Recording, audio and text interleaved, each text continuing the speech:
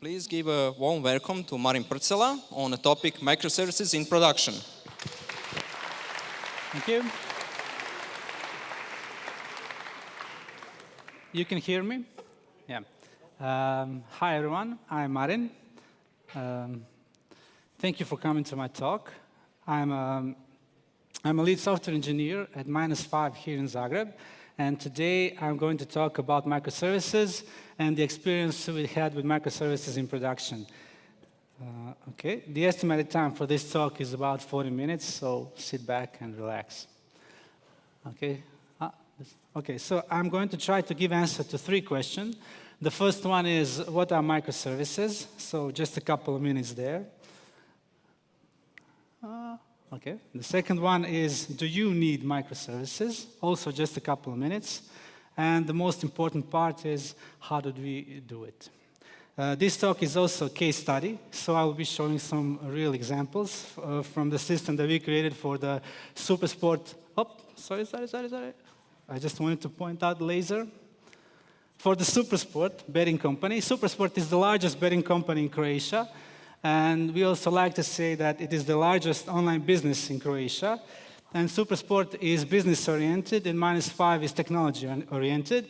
And -5 has created almost everything that Supersport has that is related to technology, including this beautiful website on which you can see live odds from some sport events. You can choose your live odds, put them here on your ticket, and then place your bet, including, so the next thing is, I really have to be close here, I guess.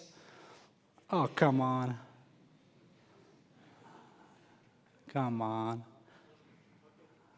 Okay, technical difficulties, so maybe I should switch to this.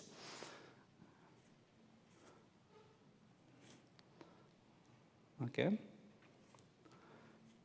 So the next thing we created for Supersport are these 2 mobile applications for Android and iOS. Also these betting terminals in which you can put your money in right here, and then you get your ticket printed out right here. Of course, you can select your odds here and here. And almost everything in these Supersport bet shops, which are all over the Croatia. This is how a usual day in the Supersport bet shop looks like. So it is a quite large system, and microservices play a really important role in that system.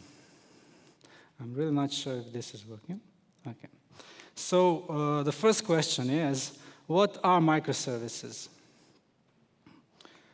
So actually, as I was preparing for this talk, I tried to find a definition of the term microservices, and I could not find one. And the next best thing I could find is a description from the site, which is called Microservices.io, which says that microservices is a software architecture that structures an application as a collection of loosely coupled services which implement business capabilities. And they says that microservices enable continuous delivery, and that microservices enable organizations to evolve their technology stack. Okay, so I'm not quite happy with that. So I have pointed out 4 features that I think that are key features with microservices. And as you can see, all of those features are not technical features. They are quite abstract. So when we say that microservices are loosely coupled, we mean that services are not heavily dependent on each other. When we say that the services implement business capabilities, it actually means that you should structure your services around some business features of your application, not some technical features of your application. The next important thing is that they enable continuous delivery, which is just the consequence of the fact that you can take a single service, make some heavy work on it, and then deploy it to production without fear, or maybe with less fear of destroying something in production. Something else, of course, in the production. And the last key feature is that microservices enable organizations to evolve their technology stack.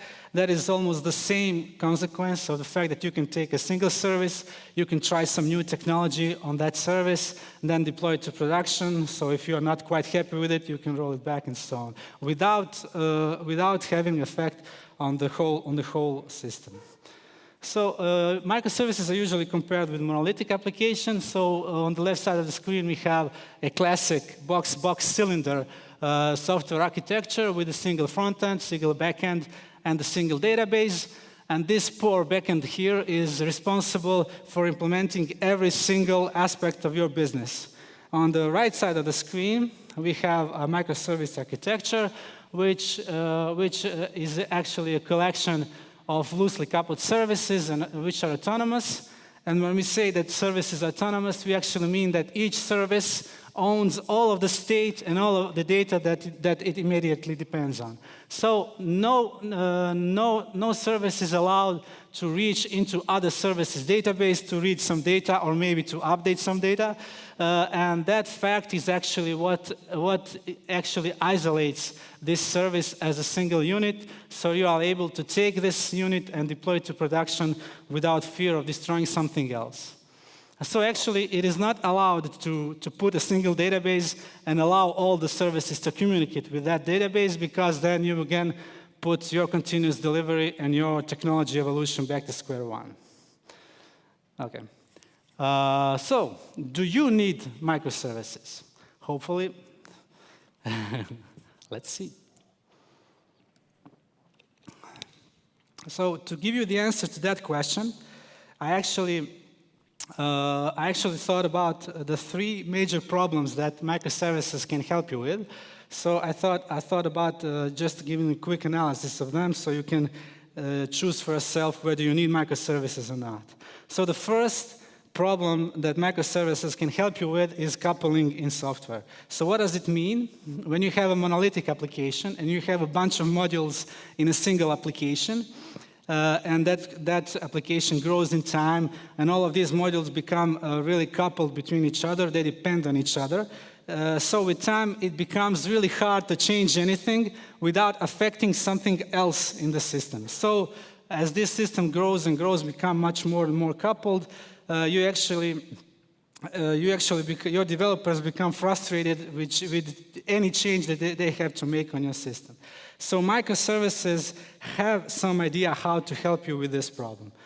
A beautiful question was posted by this guy, Greg Young, and he says, if you are not able to develop a monolithic application, what makes you think that putting the network inside of your application should ever help you? Why should that ever help your developers in developing it? And the answer is, quite sad for me, that it is just a matter of developer discipline. So if the two modules are next to each other, there is a great possibility or probability that those two modules are going to get coupled somewhere near in the future. So by implementing services with clearly defined interfaces, you are actually physically separating, you're putting physical boundaries between your modules, and so now your developers are not able to make any coupling in the software. So actually, that is also the good thing, but that also is a bad thing. So since now we have a separate services, and now your manager comes in, okay, I need you to write me a report which depends on this data and this data and this data.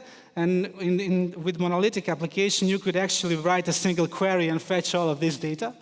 And now it's not so easy. Of course, it is possible. You can join some data from multiple sources, but it's actually pain. And that actually means that microservices usually mean a little bit more of work for your developers.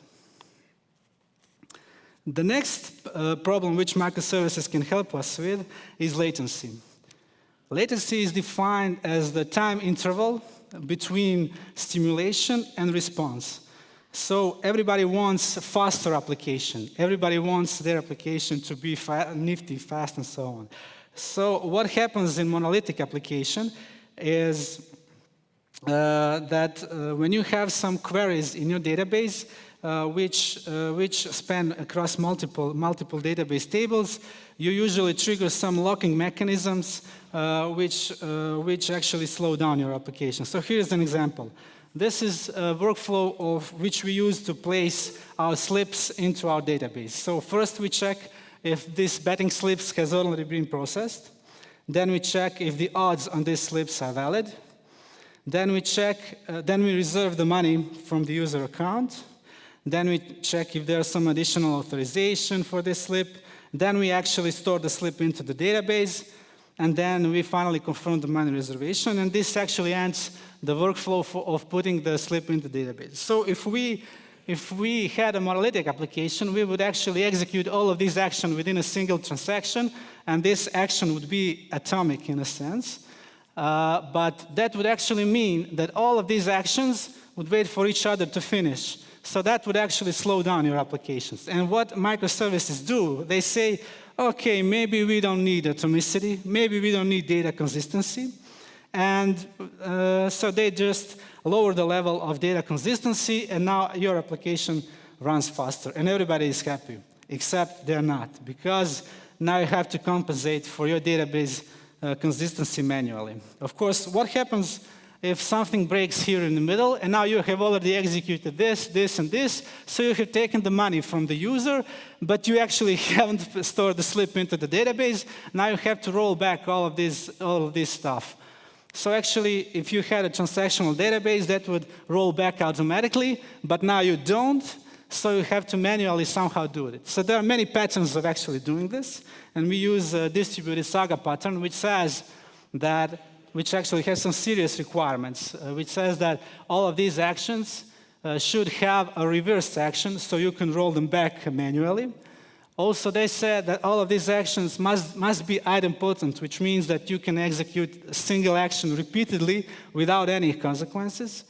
And the last is that you could execute all of these actions in any order that you can have and without any side effects in the system. So these are really serious requirements which are put just by dropping down the database consistency on your developers. So your developers actually have to manually implement all of these processes. So that again actually means another portion of hard work for your developers. Also, it is a little bit scary just to say, okay, I don't need data consistency, what could possibly go wrong? So we are going to take some money from these users, and maybe the data won't be consistent. So actually, it is quite a bit scary, but you should be aware that a lot of systems nowadays actually do work that way, that they don't have the absolute consistency in their system, they have eventual consistency, especially the large system like Facebook, Google, Amazon, and so on. Okay, and the next problem that microservices are good, that microservices can help us with is scalability, and that is the obvious one, because since now we have separate services implementing separate business features, now we can see which of these features actually require more resources, and then we put additional resources into those services. So do you need microservices? Well, you should ask yourself, do you have a problem with coupling in your system? Do you have a problem with latency in your system? And do you have a problem with scalability of your system? So if you do, you might consider using microservices, but also there are plenty of other solutions for solving those problems. So those are actually the candidates that we are looking for. Okay, so just a quick sip of water. And the most important part of this presentation is, how did you do it? As I was preparing for this talk, I actually compiled a list of examples that I intended to run live on this talk, but then I realized that I could quickly get tangled up into some technical details, and I didn't want to do that. So actually, I'm giving you this link. If you're a developer and you want to try those examples, which I will be talking about at this talk, you can try them on. I have tried them on using my Mac, using Ubuntu, Linux. So you can go ahead and try them. The examples I've written using Go language, and Go language is actually what we use in maybe 90% of our system. And also the tools that we use in our system, most of those tools are also written in Go, so Go is the way to go for us. This is the agenda for the examples. So first I'm going to show you the simplest possible example that I could think of. That is the system of 3 services which communicate using REST. Then I'm going to add messaging into this system. Then I'm going to add service discovery into this system. And then I'm going to add containerization to this system. And by the end of these examples, you should have almost complete idea of what our system actually looks like in production. Okay, so we go to the first example. So this is the simplest example that I can think of microservices. So down here, we have a single service which reads some environment data, which is some sensor.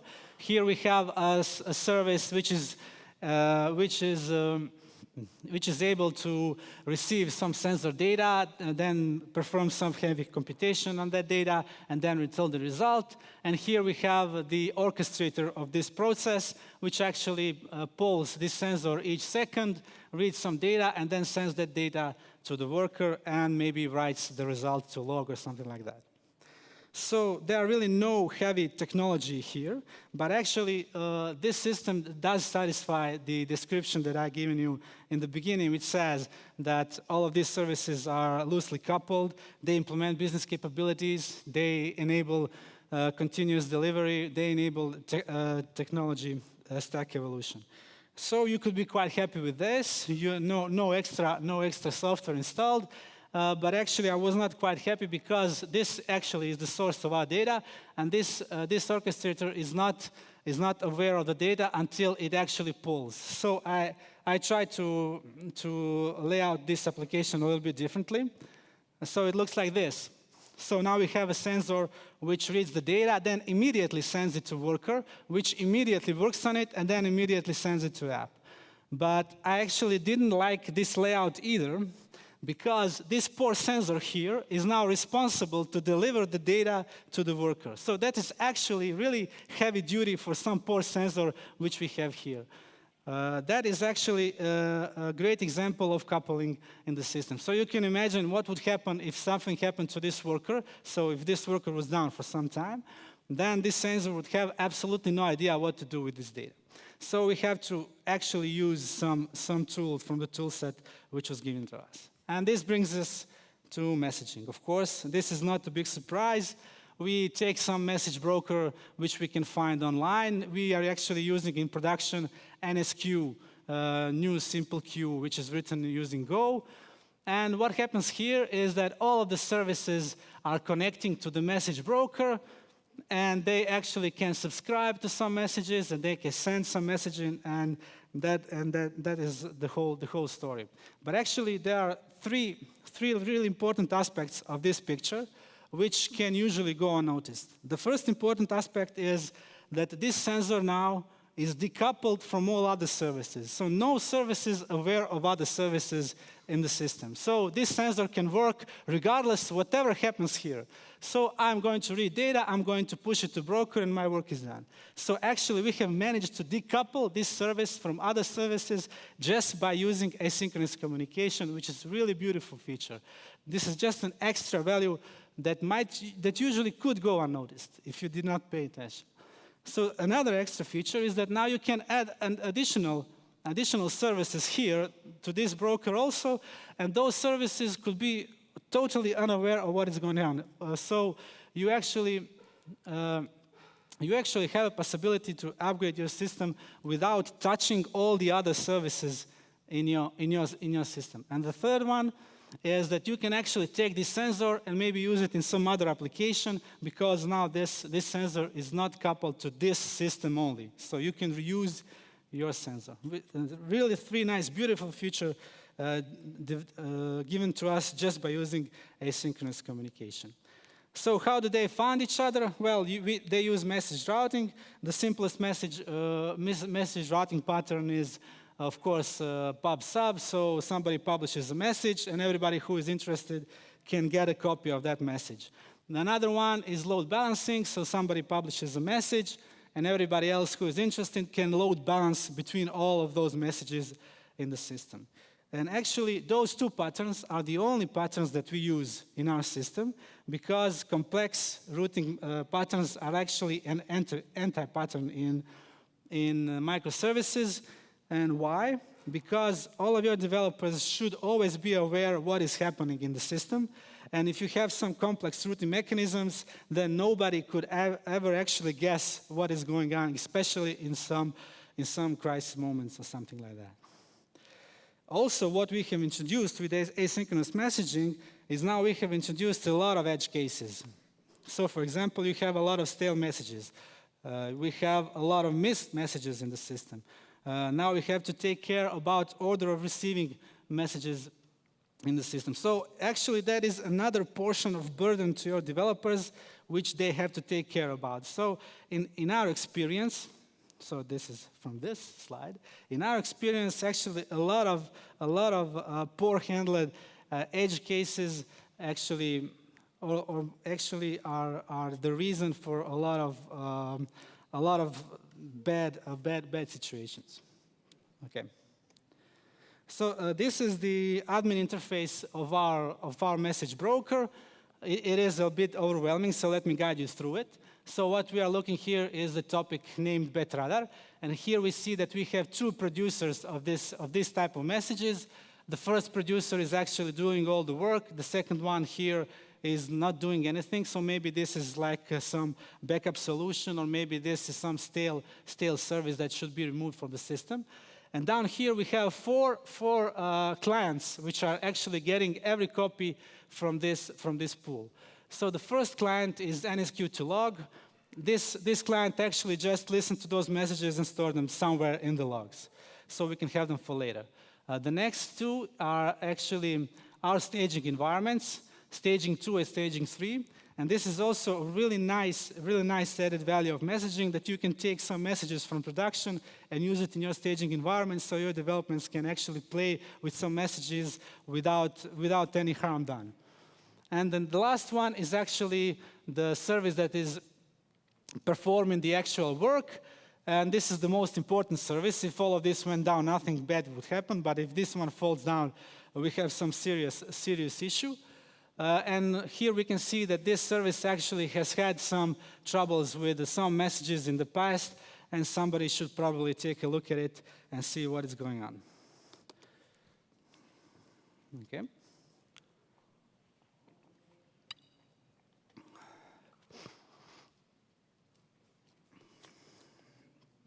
Okay. So the next component that we add to our example is service discovery. So now we have a lot of services coming up, a lot of services coming down in the system, and somebody should probably keep track of what is going on in the systems. So for that reason, we are adding another component to our system.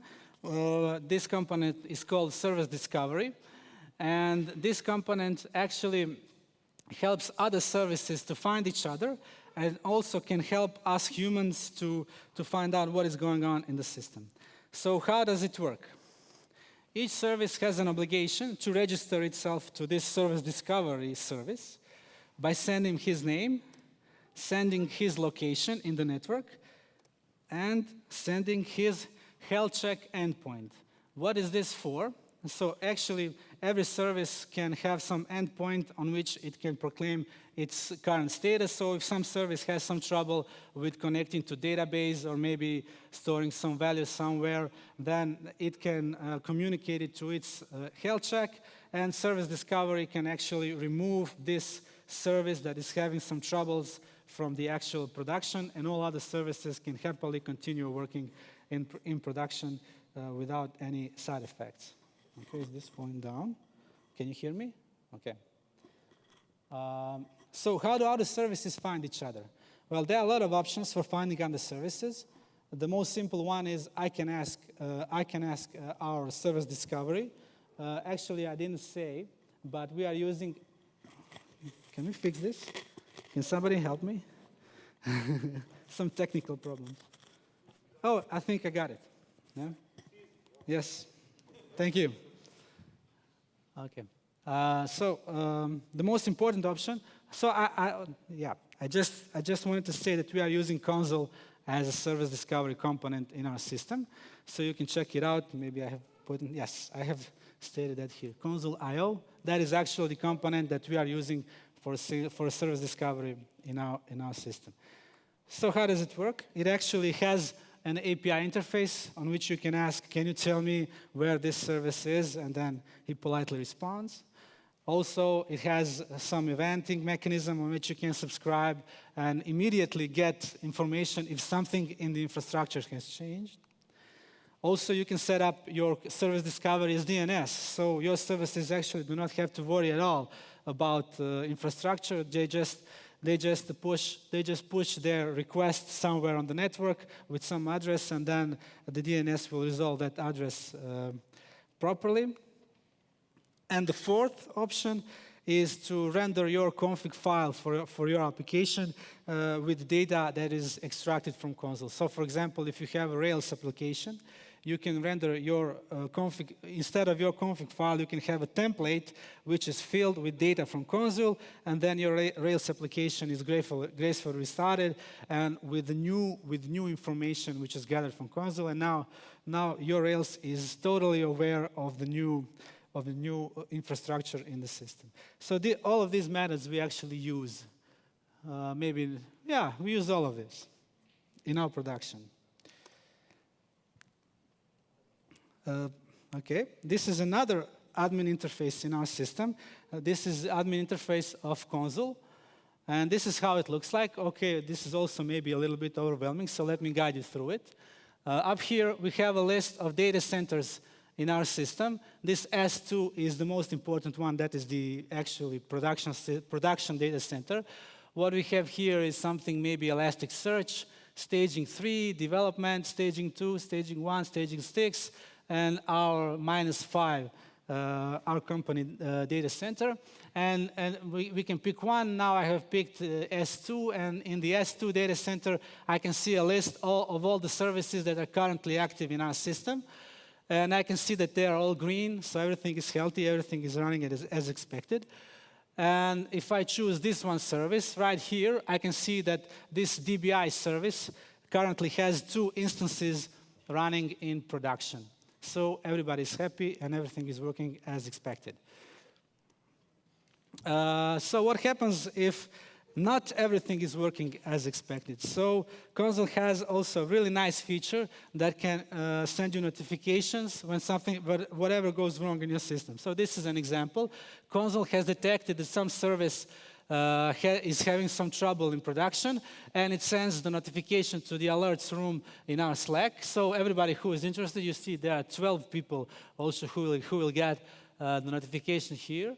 And whoever is interested can check it out. And then a little bit later, a minute later, actually this was me apologizing to my colleagues and stating that I was actually making something I probably shouldn't have done in production. And then a little bit later, I actually fixed this issue and everything was back to normal. So really nice extra added value from something called service discovery, which I did not expect when I first heard of it. Another example is when we detect that some queue from our message broker is in constant race for the last 8 checks. So like here, this poor service is unable to go through all the messages that are in his queue. So he's having some trouble. And a little bit later, we can see that this service has somehow managed to actually go through all these messages and that everything is actually back to normal. So really nice extra added value from service discovery. And now we move to containerization. I'm not going to use the word Docker. But as you can see, it is there. So what is the containerization? Containerization is actually a bunch of features bundled up together. But the most important feature that it gives us is that it gives us means to deploy our services to production in a common way. Okay, so how does it work? So for each service, you write a recipe. This recipe is actually just some simple text file which says, for this service, I'm going to need this version of Linux. I'm going to need this version of Ruby, and so on. You just state your requirements for your service. And the next step is you take this recipe and you create an image from it. An image is actually all of these requirements from the recipe are all bundled together, somewhere fetched somewhere from the internet, bundled together and stored somewhere with the application and with the assets all in the image and stored somewhere in the safe place and ready for you to run the image in production. And when you actually run this image in production, you actually create a container, and that is actually the one that is making all the heavy work for us. That is actually where our service is running. So what are the benefits of containerization? We get a service management tools, so we can easily deploy something to production, maybe restart some service, maybe stop some service or something like that. Also, we get to define environment for each service explicitly. So there are no more hidden features from some service which was installed on some server or something like that. The next benefit is that you can take every image, whichever you want, and run it on your machine and see if it works properly. And the next feature is my favorite one. It actually gives the whole infrastructure of our system, puts it in the code. So you can actually see in the code the complete infrastructure of our system. So I'm going to use this example, but this is exactly what our system looks like in the production. So let me guide you through this screenshot. On the left side, we have a list of data centers. In this example, I have only one data center, which is called AWS. And in this data center, I have 2 nodes. In this node 1, this is listing of this node. In this node 1, I have defined which services I want to run on this node. So to run this service, which is named worker, I'm going to have some environment variables. I'm going to have some ports opened, and I'm going to need this image to be running this service. And this image is actually defined down here. There is a list of all the images that we use in our system. So this worker is actually defined here in this file, and it says that for running worker, I'm going to need Linux Alpine 3.4. I'm going to use this binary of worker and put it in this folder, and then I'm going to run this worker. So absolutely everything is explicitly stated in the code, so you can explore everything without SSHing to some containers or some servers which somebody installed like three years ago, and there are plenty of skeletons in the closet waiting to jump out and bite you. Really beautiful feature. I absolutely love this. And this is the final slide. And on this slide, I'm going to show you the infrastructure of the final product that we have talked about right now. So first, we have 2 data centers. One is Dave Data Center, and the other one is AWS. So on each of these data centers, I can put arbitrary number of hosts. And on each host, I can put an arbitrary number of containers. So first, what I added here is actually our service discovery. So I add service discovery to all of the nodes. So this is actually not quite complicated actions. Then I add our message brokers also to every node. And I can also add plenty of other containers which are taking care of our complete infrastructure. So for example, I could take my logging procedure into some container, also put it here. So this is actually the infrastructure part which enables me to put containers here, and they can safely communicate regardless of where are they in the system. So the next step I'm going to talk about here is continuous integration this time. So what does it mean? That first I can put a single container here which is responsible for making my Go binaries. So when somebody from the developer's team makes some changes in the code, this container here is responsible for detecting that change and then rebuilding the binary and then storing that service binary into some safe place. The next container I have here is image build, which actually detects that there is a new binary which we can use in production, and then this container here creates a new Docker image. So it actually collects everything that is needed and stores it here into this registry. So in this registry, I actually have every image and every version of every image which I can deploy to production. And how do I deploy to production? Well, there's another container which is responsible for deploying my images to production. So I can instruct this here. I can tell him, could you please take this image from this registry and put it here? Then another image here, then another image maybe here. I can also replace all of these containers by actually instructing my deployer here. So a really heavy duty on this one. So that's how it works. I have actually deployed my microservices example to production. So all of this actually is some infrastructure part, and now we have three services that can happily communicate. They can find each other by using service discovery. They can communicate using messaging. They can log all in the same common way. So how can we scale this infrastructure? Well, actually, we can easily add another data center if we want. Right now, we have no need for that. Also, we can add another nodes in every data center. We can add other containers in each node, and so on. Okay. And hopefully, this should get me next slide. Yes, next slide is just a reminder for you. So this service I talked about, here you can find actually the source code for the right part of the infrastructure. So if you're a developer, feel free to check them out and run them on your machine. Okay, that's it. Thank you. In case you like this talk, and you need a job and you live in Zagreb, you can contact our human resources or contact me directly. I'm here for you. Thank you.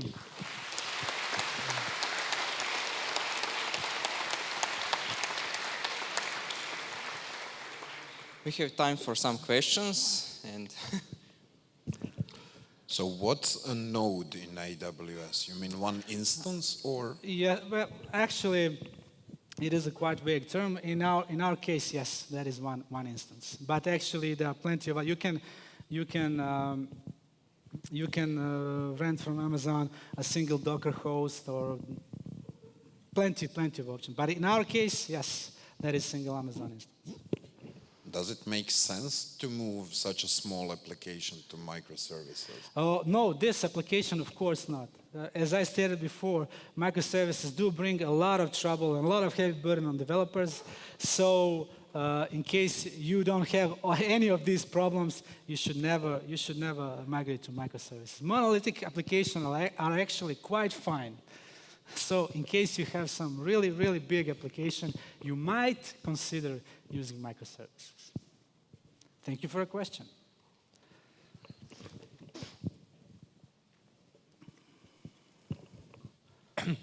So you stated how all the actions must be revertible. Yes. So the state needs to be maintained somewhere on the Yes. backend or the database. I'm wondering who's in charge of the revert action?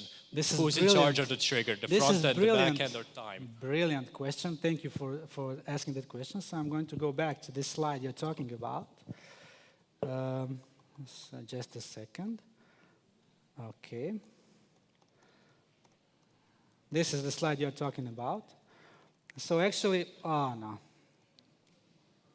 A little bit too fast. I have to be patient with this. Okay, thank you. So actually, what you must have, if you have distributed Saga pattern, you must have another service, which is an orchestrator of the whole process.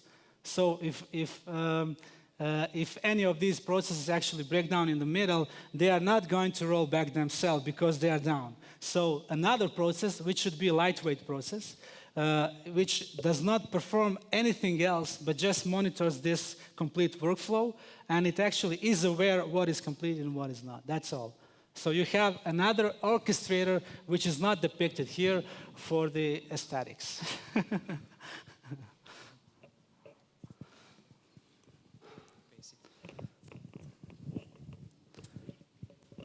Hi. Thanks for the great talk. I have a couple questions actually, if Okay. you don't mind. First of all, a little feedback.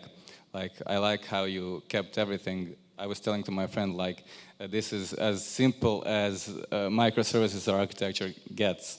Like, Thank you. I see you using Docker Compose in production console for service discovery. Like, that's as simple as it gets, and Yes. probably works for you. Yes. So, I mean, probably the answers to my questions is you want to just keep it lightweight and simple, but I'm going to ask it Okay. anyway. So, since you're already dealing with like sagas, eventual consistency, rollbacks, you have all of those problems. Your services are decoupled with message, even by using messages, you're communicating with other services, and I see you're using NSQ. Like, have you considered using something like Apache Kafka, for example? So you'd get persistency, and they also have like exactly once delivery now. Yeah. Well, just to make it clear, I'm not quite aware of the possibilities of the Kafka, but I'm aware that it exists. But all I can say that we consider this just the technical aspect of the whole process. So much deeper question is, how can I separate? How can I handle this coupling in my? So this is maybe a philosophical question. Yeah, implementation detail. Probably, yeah, implementation detail. of Of course, you have to manage. At the end, somehow you have to implement. You have to use something, of course. But so something is always better, something is always worse. So there is no right answer here. Also, since you're like betting company, Yes. That's why I mentioned Kafka. Did you think about maybe event sourcing or something? Do you have to have transaction logs actually for audit purposes? Yes. We actually have event sourcing implemented in some part of the system, and it works beautifully for us. Yeah. Okay, cool. Just a couple of short questions. Yes. Do you only use like messaging to communicate between the services, or do you use also RPC or something? And we actually use messaging. That is the primary or desired method of communication. But we also have some HTTP requests between them. We have also some proxies, load balancers. But that would just be out of the scope of this. Yeah, actually, we do have some proxies, load balancers, actually, which can communicate only using HTTP. They are not aware of this messaging protocol and cannot handle this protocol. So yeah, we do have this kind of communication also. I understand. Also, just since I saw you're using Go, like, are you using maybe GoKit for logging or tracing? What? You have that covered, actually. So, I'm sorry, I'm taking long. I haven't asked any questions like maybe we can in 2 talk days. about it later. Okay, thank you. Okay. Any more questions? Any more questions? Hi, I would just like to come back to the first question. This process I would like to come back to the first question that was asked about the process manager that is managing this saga. Okay. Where does the process manager store the state? It actually has to store the state somewhere. Yeah, you're right. So it does store somewhere. Are you interested in technical details? So there's some database that actually is aware what happened. Yeah. Any more questions? No? No. Back there. Okay. Running.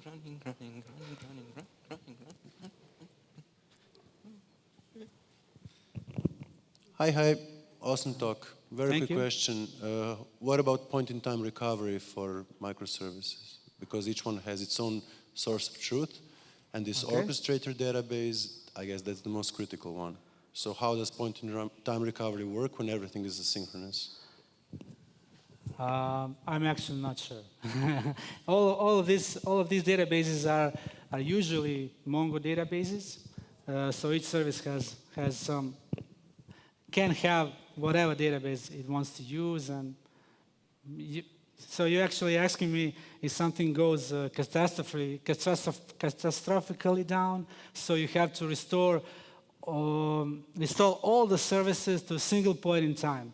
That is an excellent question which I don't have an answer to.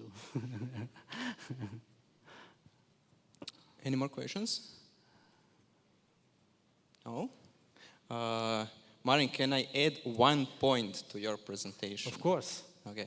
I'm just a fan of microservice architecture, and I was digging for a few years what big guys do it and why they do it.